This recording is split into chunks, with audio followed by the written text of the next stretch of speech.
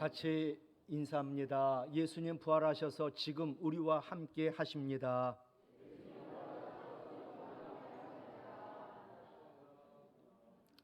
심리학자요 부부치료 전문가인 핸드릭스 박사, 이혼 위기에 놓여 있는 천쌍의 부부를 8년에 걸쳐 상담했습니다. 그 내용 결과입니다. 부부싸움의 90% 이상은 어릴 때 부모로부터 받은 상처 때문이다. 한 예로 어린 시절 엄마에게 맞으며 자란 남자아이는 뇌 일부분에 상처가 나 있다. 결혼 후 부인이 뇌의 상처난 부분을 건드리면 남편은 자기도 모르게 공격적인 반응을 보이는데, 부인이 같이 공격적인 반응을 보이면 싸움은 걷잡을 수 없이 커지고 결국 이혼한다. 사람이 결혼하면요, 눈에 보이는 남자 여자 많이 사는 게 아니라 남편 안에 있는 상처받은 내면 아이가 있고 아내 안에 상처받은 내면 아이가, 그래서 네 사람이 산다고 말합니다. 상처 많이 받으셨지요? 상처받은 부모는 치유되어야 합니다. 그리고 그 상처가 대물림해서는 안 됩니다. 결코 우리 아이에게는 상처를 줘서는 안 됩니다. 오늘은 어린이 주일, 아이들을 어떻게 양육할까? 첫 번째로 아이들을 노엽게 하지 말고 신앙으로 양육하라 말씀합니다. 에베소서 6장 4절 상반절입니다. 아비들아, 너희 자녀를 노엽게 하지 말고.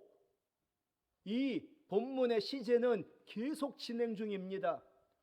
항상 노엽게 하지 마라. 여러분, 자녀를 노엽게 하면요, 그 아이에게 상처를 주고 그것이 결국 아이를 망치게 만듭니다. 내가 준 상처가 아이로 하여금 결혼 생활도 못하게 만듭니다.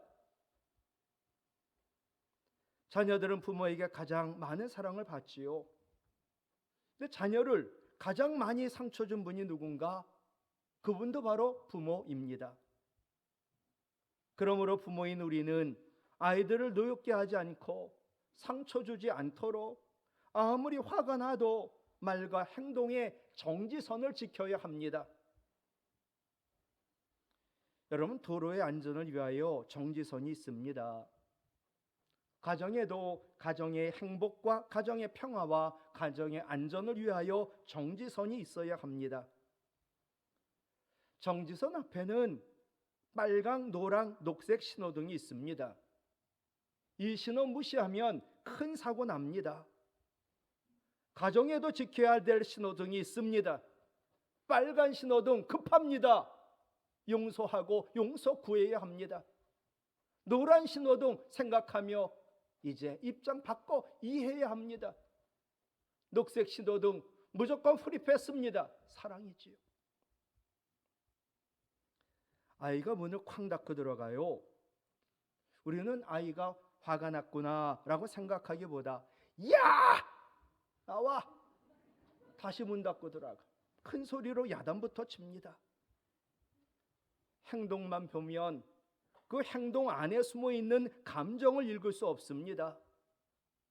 아이의 감정을 읽지 못하면 부모의 말과 행동은 격해집니다. 결국 아이에게 상처를 주고 아이는 계속 반항을 하고 악순환은 연속이 되지요. 악순환의 고리를 끊으려면 자녀의 감정을 읽을 줄 알아야 합니다. 행동 뒤에 숨은 감정을 포착하는 것이 부모의 첫 번째 할 일입니다. 잘 안 되지만 차분하게 자녀에게 본인 스스로가 현재의 상황에 대하여 어떻게 생각하는지, 그리고 지금 네가 변화를 원하는지, 네가 변화된 후에 긍정적인 효과는 어떤 것이 있는지 아이에게 대화하며 물어야 합니다.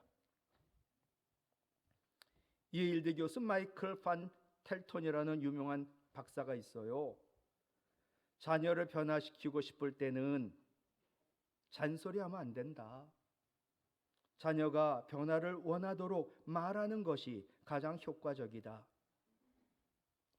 목사님의 아이가 수능을 못 보고 아이가 문자를 보냈습니다. 아빠, 수능 못 봤습니다. 못난 제가 부끄럽지요. 당장 무슨 일 저질 것 같고 답장을 보냈지요. 세상에 자식 미워하는 애비가 어디 있냐? 공부 잘하면 내 새끼고 공부 못하면 남 새끼냐? 아빠는 내가 부끄럽지 않아? 너도 잘하고 싶잖아. 그런데 안 되니 속상하잖아. 아빠가 미약하지만 도와줄게. 그리고 아들아, 우리 하나님은 절대로 우리를 부끄러워하지 않아. 세상과 같은 기준으로 우리를 평가하거나 판단하지 않아. 우리가 죄를 지어도 실패해도 우리를 사랑해. 그리고 네가 잘 되기를 하나님 도와주신단다. 아들아, 이거 믿지? 이사야 50장 7절 말씀 보면요, 주 여호와께서 나를 도우심으로 내가 부끄러워하지 아니하고 내 얼굴을 부싯돌같이 굳게 하였으므로 내가 수치를 당하지 아니할 줄 아노라. 아멘. 우리 하나님은요, 나 부끄러워하지 않아요. 그리고 부끄럽지 않도록 우리를 도우세요. 앤 그루델이란 미국의 유명한 심리학자가 있는데 이분이 언챙이로 태어났습니다.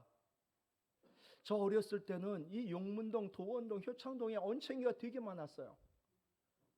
저 금양 국민학교 다닐 때 우리 반에 언챙이들이 있었어요. 제가 이름까지 기억하는데 굉장히 그 아이가 얼마나 부끄럽고 힘들었겠어요. 근데 이분이 유명한 박사인데 언챙이로 태어났어요. 열등감에 시달리고 우울증에 빠지고 왜 나를 이렇게 낳냐고 부모를 원망하고 사람들이 다 나를 싫어한다고 생각했어요. 어느 날 학교에서 지금도 하죠. 청각 테스트. 아이를 방에 넣고 바깥에서 얘기하죠. 아이를 방에 들이고 밖에 있는 선생님이 말합니다. 그럼 그 소리 듣고 따라하면 이 아이가 잘 듣고 있구나. 앤의 순서가 되어 좋아하는 선생님이 말합니다. 앤, 나는 네가 좋아. 그리고 네가 정말 내 딸이었으면 좋겠어. 선생님 이 말에 앤은 감동을 받고 따라해야 되는데 따라하는 것 대신에 정말이요, 정말이요, 정말이요 묻고 또 물었지요. 그러자 선생님은 정말 그렇고 말고 나는 정말 네가 내 딸이었으면 좋겠어. 나는 네가 너무 좋아. 나는 너 부끄럽지 않아. 네가 자랑스러워. 선생님의 말 이 한 말이 앤 인생의 터닝 포인트가 되어 그는 세계적인 심리학자가 됩니다. 여러분, 감동의 말 한마디가 사람의 인생을 바꾸어 놓습니다. 참으로 좋으신 우리 예수님 말씀하지요. 지금 나한테 얘기하는 거예요. 나는 정말 네가 좋아. 네가 정말 내 자녀였으면 좋겠어. 그래서 나는 십자가에서 핏값 주고 너를 내 자녀 삼았어. 어떤 이유로든 자녀들, 아이들 노엽게 하지 마시기 바랍니다. 아이들의 말과 행동이 마음에 안 들어도 그 행동 안에 숨은 감정을 읽고 먼저 용서하고 이해하고 사랑하시기 바랍니다. 이어지는 에베소서 6장 4절 말씀이에요. 오직 주의 교훈과 훈계로 양육하라. 주석책을 많이 봤어요. 여러 가지 해석이 있는데 한마디로 신앙으로 양육하라는 거예요. 기독교 가정의 자녀 교육은요, 신앙이 그 방법이면서 또한 목표입니다. 신앙이 잃으면 전부를 잃는 겁니다. 좋은 학교 가야지요. 그런데 교회 안 나오고 좋은 학교 가면 신앙이 회복되지 않습니다. 모세는 어쩔 수 없는 이유였지만 부모로부터 버림받습니다. 이방 나라 애굽의 궁중에서 자랐지만 바로의 궁중에서 잠시 낙을 누리는 것보다 하나님 백성과 함께 고난받는 것이 좋다고, 그리고 그는 자기 백성을 애굽 바로의 손에서 구원하여 주었습니다. 어떻게 버림받은 아이가 자기 백성들을 구원하는 지도자가 될 수 있었을까? 애굽 궁중의 유모로 들어간 모세의 친어머니 요게벳의 신앙 교육에서 밖에 이유를 찾을 수가 없습니다. 어려서부터 버림받아도 철저한 신앙 교육으로 양육할 때 그 아이는 진정 위대하고 바른 아이로 자라는 겁니다. 이것을 뼈저리게 느낀 사람이 바로 모세입니다. 그래서 모세는 죽음을 목전에 두고 유언 같은 설교를 하지요. 하나님 말씀 후손들에게 가르쳐라. 가르치되 어려서부터 가르쳐라. 그게 바로 쉼하지요. 여러분, 조기교육 좋습니다.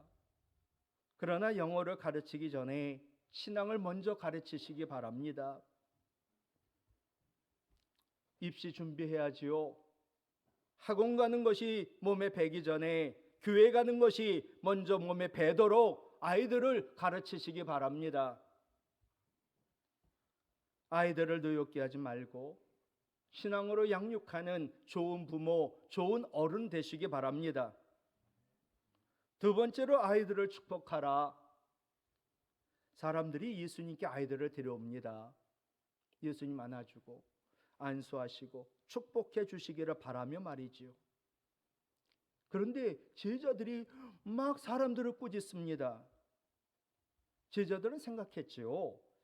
아이들을 데려와 아이들이 있는 것은 이 집회도 안 되고 예수님 말씀도 전하고 복음도 전하고 병도 고치고 방해된다고 생각했던 거지요. 그러자 마가복음 10장 14절 예수께서 보시고 노하시어 이르시되, 제자들이 사람들을 꾸짖고 애들을 꾸짖으니까 어린아이들이 내게 오는 것을 용납하고 금하지 말라 말씀하셨습니다. 예수님은 아이들의 일이 모든 일보다 우선이다. 아이들에 대한 일이 참으로 중요하다. 이것을 우리에게 몸소 보여주셨지요. 그리고 아이들 하나하나 품에 안고 머리에 안수하시고 축복해 주셨지요. 우리 교단에서는 축복이란 단어를 정의를 내렸어요. 축복은 뭐냐? 복을 비는 것이다. 하나님 저를 축복해 주세요. 하나님 저에게 복 주세요라는 말보다 하나님 저를 축복해 주세요. 그러면 더 센 것 같아요. 좋아 보여요. 근데 우리 교단은 단어 정의를 축복을 복이라고 하지 않고 복을 비는 것으로 그렇게 정의했거든요. 하나님 저를 축복해 주세요라는 말은 맞지 않는다는 거예요. 그 예수님은 축복해 줬다. 복을 빌어 줬어요. 근데 예수님의 복을 빈 것은 곧장 복을 주신 것과 같다는 생각이 듭니다. 우리는 아이들을 축복하는 것밖에 없죠. 내가 복을 줄 수는 없고요. 우리도 아이들을 위한 일이 우선이 되고 중요함을 아시기를 바랍니다. 아이들을 늘 품에 안고 그를 축복하며 기도하시기를 바랍니다. 저는 어떤 사람이 정말 복된 사람인가? 받는 것보다 주는 자, 그게 복이 있다 그랬잖아요. 그죠? 저는 축복하는 사람이 진짜 마음도 넓고 신앙도 좋고 통 크고 그릇 큰 사람이라 생각해요. 다윗은요 축복하는 사람이었거든요. 사무엘하 6장 20절 같이 읽어요. 다윗이 자기 가족에게 축복하러 돌아오매. 아멘. 그날 큰 행사가 있었죠. 저녁이 되었죠. 피곤했지요. 빨리 집에 들어가 씻고 밥 먹고 쉬고 싶었지요. 근데 다윗이 집에 돌아간 이유가 가족을 축복하기 위하여 돌아왔다는 거예요. 사무엘하 6장 20절 바로 앞에 보면 그날 어떤 일이 있었냐면 언약궤가 예루살렘에 들어온 겁니다. 얼마나 대단한 일이에요. 다윗이 너무 좋아가지고 춤을 춰요. 그리고 먼저는 자기 가족에게 축복하기 전에 왕으로 자기 백성을 축복합니다. 사무엘하 아까 6장 20절인데 바로 앞에 6장 18절이에요.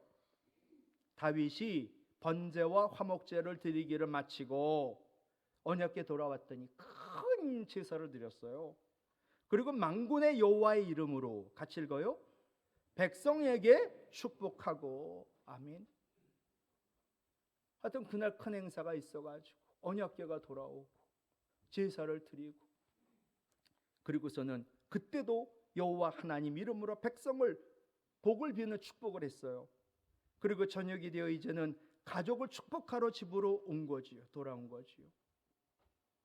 사랑하는 성도 여러분, 우리도 다윗처럼 백성을, 그리고 가족을, 아이들을 축복하는 사람 되시기 바랍니다.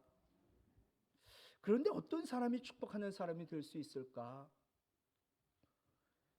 이런 글이 있어요. 희한하게도 사람은 적을 통해 자신의 정체성을 확인하고, 그 적과 겨루어 자기의 정체성을, 우월성을 확인하고, 그 적과 싸워 이긴 거죠. 그래서 내 체제가 우월하다는 걸 확인하고, 그래서 적이 없을 때는 사람들은 적을 발명해내고, 그렇게 창조해서 만들어온 적을 악마화시킴으로 내가 존재론적으로 우위다라는 것을 확인한다. 꼭 저에게 맞는 말 같아요. 예.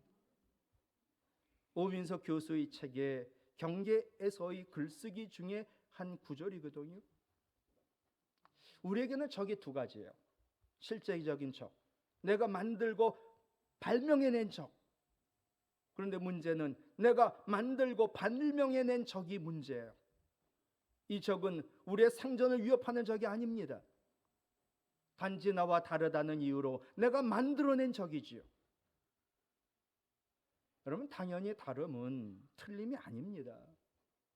다름과 차이를 인정하지 않을 때 내가 딱 내 의의가 있고 내 기준이 딱 정해 있고 정말 속이 좁을 때 우리는 적을 많이 만들어내지요. 이렇듯 자신과 다른 남을 악마화함으로, 그를 적으로 만들므로 나를 정당하려는 사람은 대부분 정체성이 약해요. 그리고 겉은 어떨지 모르지만 열등감이 많은 사람들이에요. 여러분, 이런 말 들어보셨어요? 행복한 짜장면은 짬뽕을 부러워하지 않고 인정하고 축복한다. 내가 행복하고요, 마음이 넉넉한 사람은요, 상처 없는 사람은요, 그런 사람은 남을 여유롭게 축복합니다. 내가 주님 안에서 행복해요. 내가 주님 안에서 자존감이 있어요. 하나님 주신 사명, 비전이 있어요. 이런 사람만이 남을 축복할 수 있는 넉넉함이 있지요. 아버지 이삭이 아들 야곱을 축복하거든요. 창세기 27장 28, 29절, 27, 28, 29. 하나님은 하늘의 이슬과 땅의 기름짐이며 풍성한 곡식과 포도주를 네게 주시기를 원하노라. 만민이 너를 섬기고 열국이 네게 굴복하리니 네가 형제들 중에 주가 되고 네 어머니의 아들들이 네게 굴복하며 너를 저주하는 자는 저주를 받고 너를 축복하는 자는 복을 받기를 원하노라. 아멘. 이 아버지 이삭이 아들 야곱에게 축복한 내용이에요. 예. 그러니까 축복 기도죠. 여러분 먼저 보세요. 28절 상반절. 하나님은 하늘의 이슬과 땅의 기름짐이며 풍성한 곡식과 포도주를 내게 주시기를 원한다.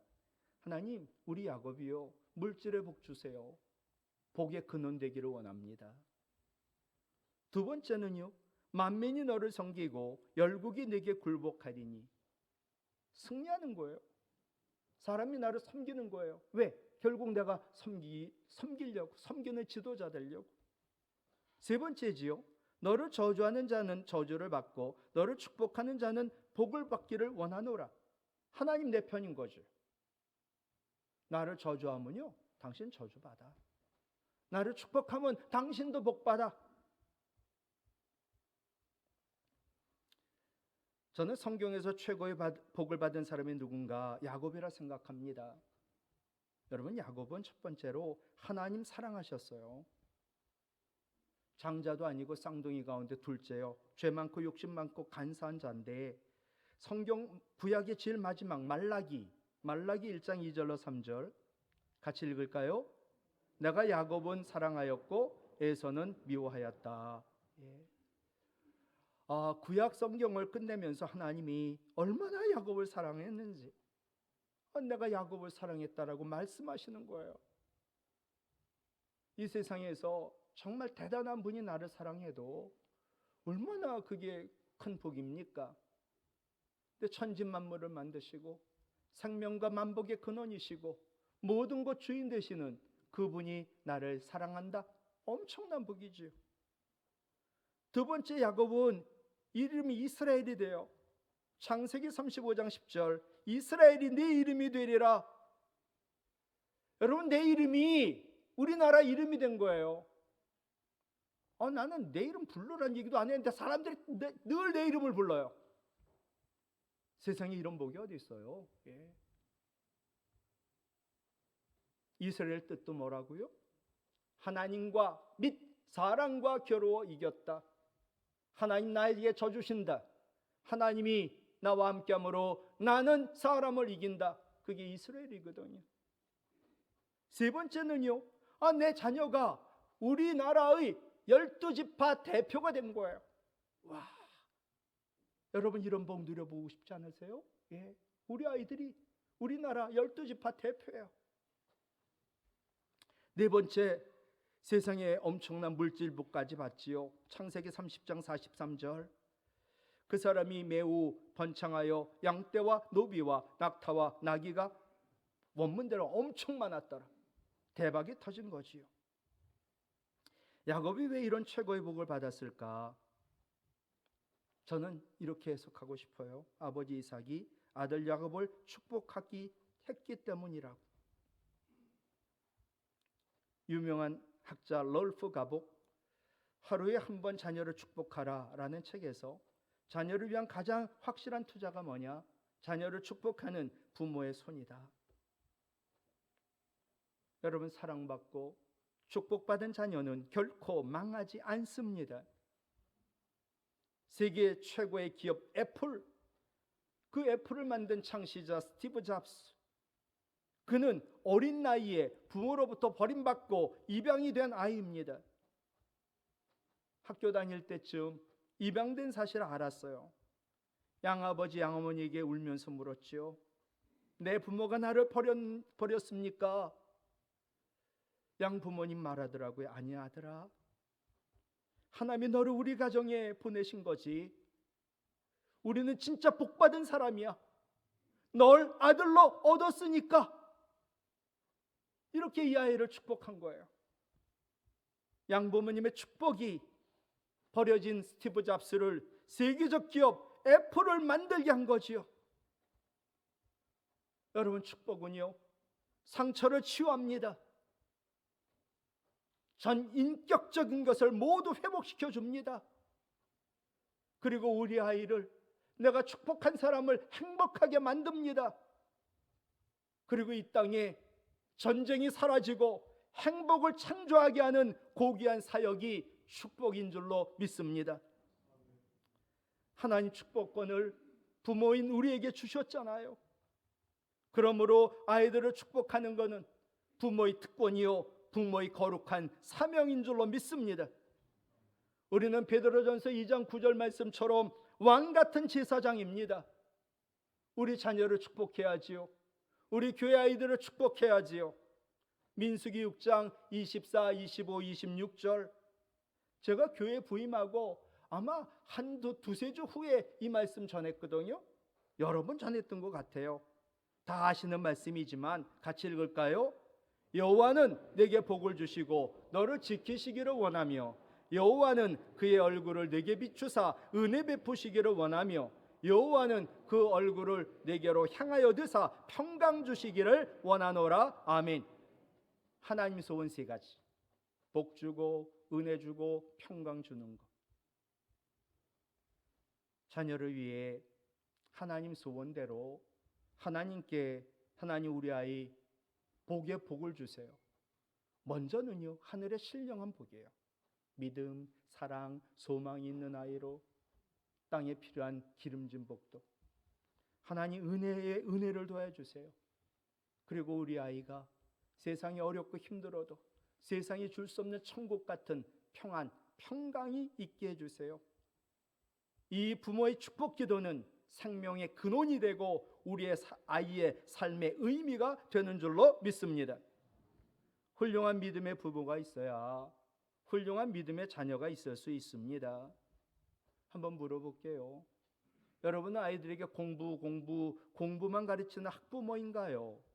아니면 믿음이 최고야 믿음의 부모인가요? 학부모가 아닌 훌륭한 믿음의 부모 되시기 바랍니다. 그리고 주님을 내 안에 모심으로 주 안에서 거룩한 자존감을 가지시고 주님이 주시는 행복과 사명이 넘쳐 아이들을 그리고 우리의 이웃을 축복할 수 있는 넉넉함이 있는 축복의 사람 되시기 바랍니다. 말씀 마칠게요. 아이들을 노엽게 하지 말고 신앙으로 양육하는 그리고 축복하는 좋은 부모, 좋은 어른이 되어 우리 가정, 우리 교회, 우리 나라에 하나님 나라 임하기를 주님의 이름으로 부탁을 드립니다.